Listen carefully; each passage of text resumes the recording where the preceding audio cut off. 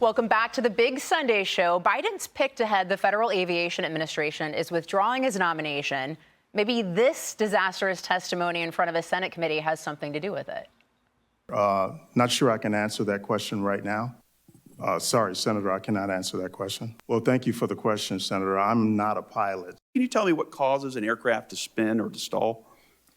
Again, Senator, I'm not a pilot. I don't want to guess on that, Senator. You know the three types, Mr. Washington? The three types?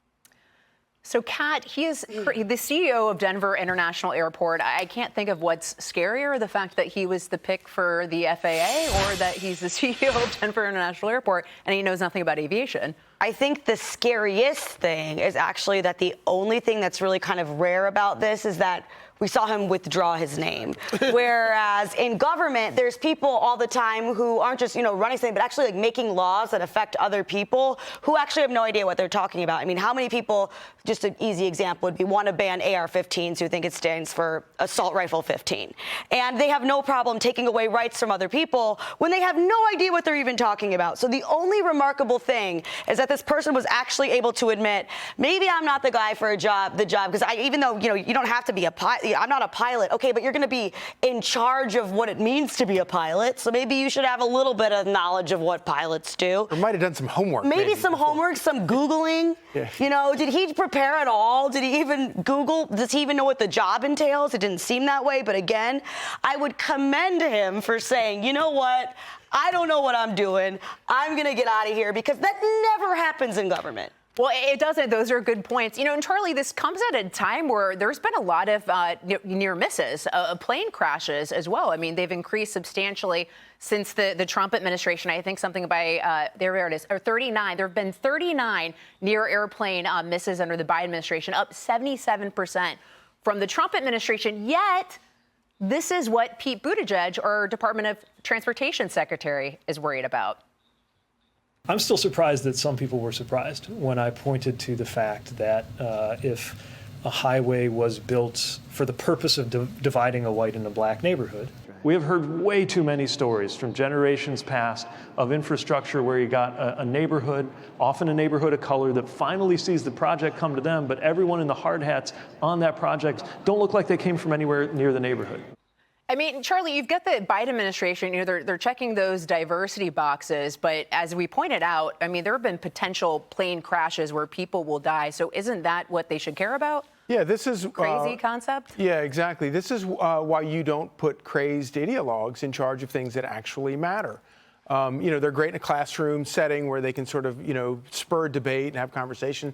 But when you actually have to get people, plane loads or bus loads or train loads of people safely from one place to another, you're dealing with like real things like physics and gravity and all of the things that can lead to disastrous results if these people are picking people based on their crazed ideology. And of course, it's not just when it comes to transportation. We've seen this across the board with Biden's nominees and the one that bothers me perhaps the most is to the federal courts, where you have these judges. They have no idea. They've never even read the Constitution. They have no idea what article gives what power to whom. And then these people are going to be making profound decisions that affect people's lives in real ways. But I agree with Kat. The most remarkable thing about this is the fact that Mr. Washington had the decency to resign and go back to running the Denver airport. By the way, you were watching, probably like I was, Senator Kennedy was grilling a judicial nominee in recent months. Hold that thought, Griff. I think we've got that sound. Let's play it, and then I'll let you finish I want to hear what you have to say on the other side. So this is Cato Cruz, Biden's pick for U.S. District Court of Colorado, who cannot define a Brady motion. Let's listen, and then, Griff, I want to get you on the other side. Tell me how you analyze a Brady motion. How I analyze a Brady motion? Do you know what a Brady motion is? Senator, in my time on the bench, I've not had occasion to address that, and so it's not coming to mind at the moment what a Brady motion is. Griff? Senator, can you tell me what the First Amendment says? Or just start anywhere, anything? No, look, come on. Are you kidding me? This is unbelievable. They keep putting these nominees that don't have the experience there. And in fact, with Mr. Washington, he had no prior aviation experience before 2021 when he became the CEO of Denver. And so it's this political patronage rather than being there. And the FAA, as you point out, isn't a job for on-the-job training.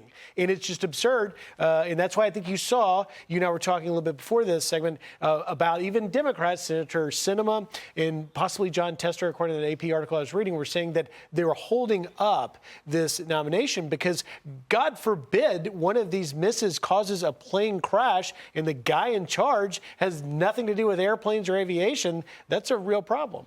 Well, and to your point, yeah, it was reported that Kyrsten Sinema was the one holding it up. But Pete Buttigieg tweeted last night blaming, partisan Republicans when it was Kyrsten Sinema. So and also just roll the tape. I mean, he didn't have any idea what he was talking about. And I do think it's kind of interesting the difference. You may not agree with Kyrsten Sinema politically. And there's a lot of stuff I don't agree with her on. But she's not a crazed ideologue. She is cognizant of the people that she represents, and she tries to represent them in Congress. And so if you're not a crazed ideologue, you look at these people and you go, okay, this is not working out, instead of just sort of brushing them along. And, of course, in the case of Mr. Washington, I think just as late as this weekend, Pete Buttigieg was talking about what an excellent nominee he is. These people, they never back down. They never learn anything. It's terrifying, though. I really actually, we all fly a lot. It's actually getting a little scary. I mean, this guy, CEO of Denver International Airport, picked to potentially lead the FAA. Withdrew his name, thank God. Hi, everyone. I'm Brian Kilmeade. I want you to do me a favor. I want you to click to subscribe to the Fox News YouTube page. This is the only way that I know for sure that you're not going to miss any great commentary, any great news bites, any great interviews coming your way on Fox. You can get it all here on YouTube. So subscribe right now.